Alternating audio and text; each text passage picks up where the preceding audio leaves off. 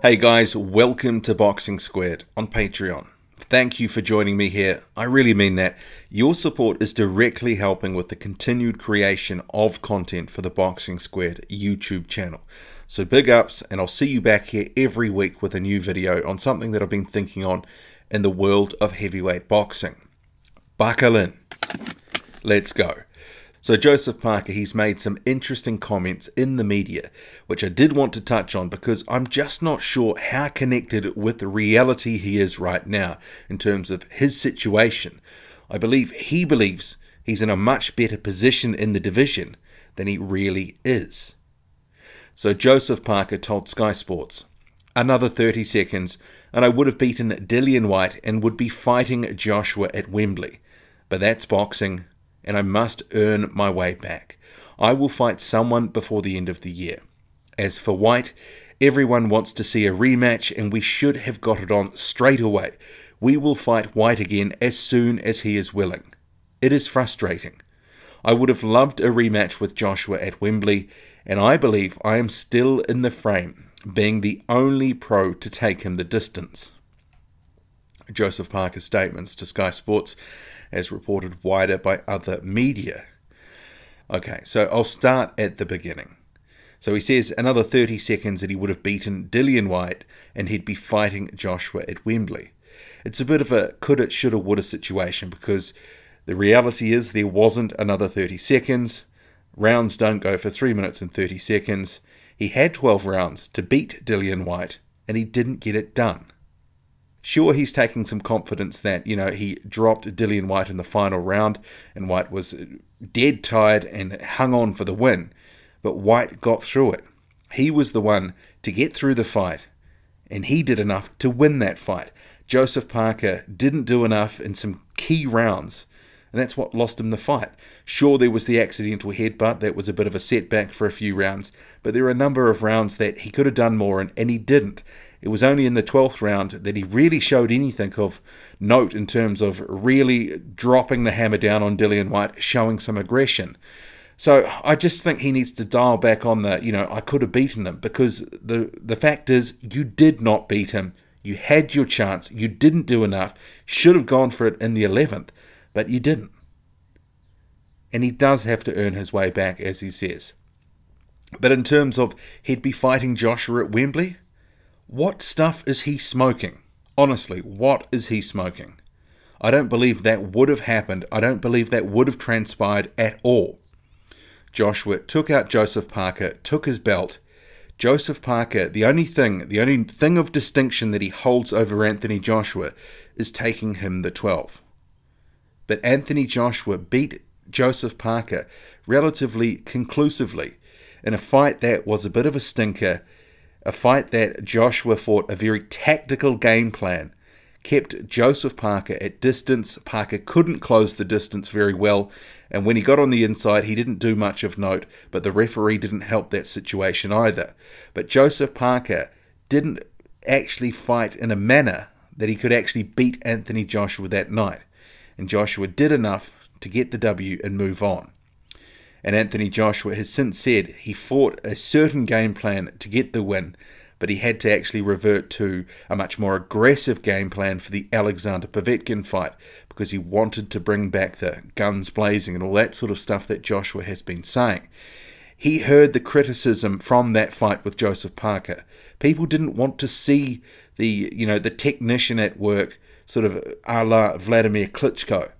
So while Joseph Parker does have the distinction of taking him 12 rounds, that wouldn't have necessarily earned him a rematch.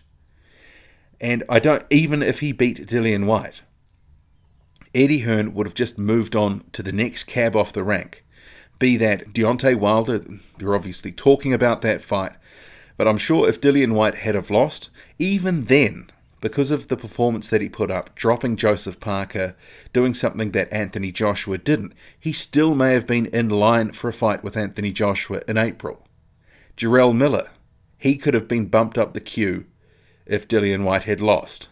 But I don't believe that Joseph Parker would have naturally been in the frame for an April 2019 fight with Anthony Joshua.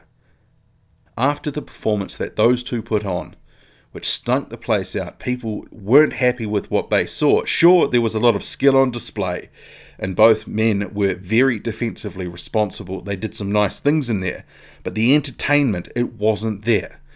And I don't think people, even though they like Joseph Parker, sure, people like Joseph Parker, but it doesn't mean that he's by right, because he took Joshua 12 rounds, going to get a rematch with Anthony Joshua. He's going to actually have to do something significant and earn his way back over not just one fight, but a number of fights. His comment, as for Whyte, everyone wants to see a rematch, and we should have got it on straight away. We will fight Whyte again as soon as he is willing. Some of this as well is looking back with a little bit of rose-tinted glasses, because I'm not sure that everyone wants to see a rematch. Do you have a burning desire to see Dillian Whyte and Joseph Parker?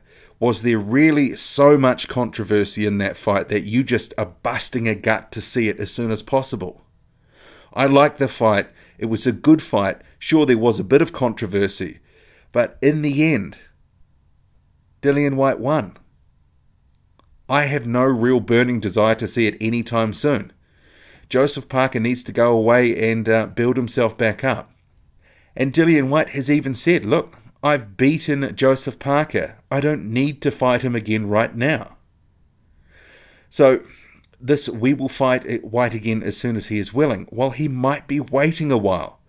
So just some of these things that he's saying. I mean, this other bit here, it's frustrating. I would have loved a rematch with Joshua at Wembley, and I believe I'm still in the frame, being the only pro to take in the distance.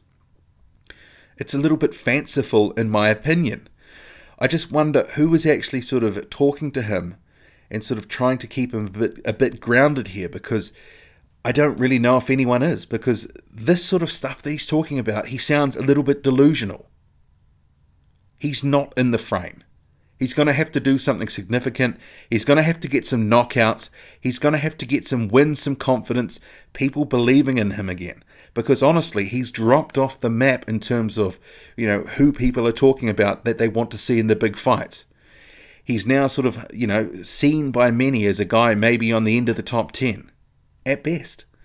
I don't know if Joseph Parker, if his stock is really as high as he believes. Even if he had beaten Dillian Whyte, I still don't think he would have got that April fight. I know I've said that earlier in the video, but I just think it is a sort of fanciful stuff here. He's going to have to do something significant to get a rematch with Joshua.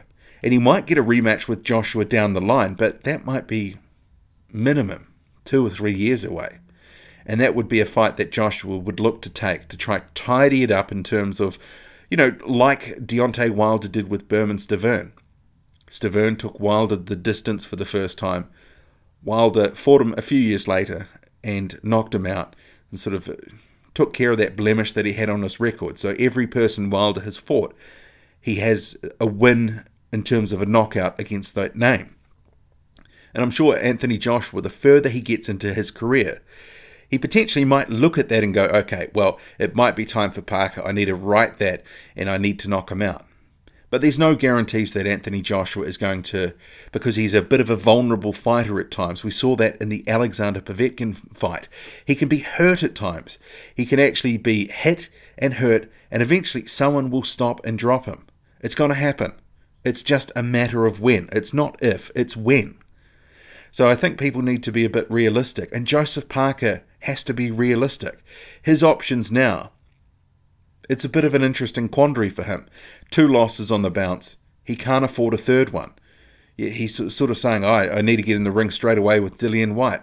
And Whyte sort of expressed no interest in that. Whyte is now looking back at Derek Chisora, who he fought almost 2 years ago. He didn't fight Chisora straight away. He's let Chisora go on and do a few other things. Obviously, Chisora just got that really good win against Carlos Takam. And what that has done has built some interest back up in Derek Chisora. And obviously, Whyte's just got his own very good win against Joseph Parker. So the sting and the interest is back in the Whyte and Chisora fight. 2 months removed, or 3 months removed, whatever it is from the Parker-Whyte fight. No one is talking about it. No one is talking rematch. It's passed us by now. Been there, done that, got the postcard for now. So I just wonder, Joseph Parker, who was talking to him about this sort of stuff, because some of these comments, they sound silly. They really do. Someone's got to actually have a word to him and go, well, actually, this is where you're standing right now. These are the options. If we want to maximize your career earnings, your place in the division, this is now what we've got to do. Because the Dillian Whyte door, it's closed. It's closed right now. Whyte is not talking about Parker as an opponent next. He's going to take one more fight at the end of this year, and it looks like Derek Chisora. What do you make of it all? Do you think I'm being a bit unfair? Or do you think Joseph Parker needs to get real? That's it from me. Thank you for supporting me on Patreon. We'll see you next week.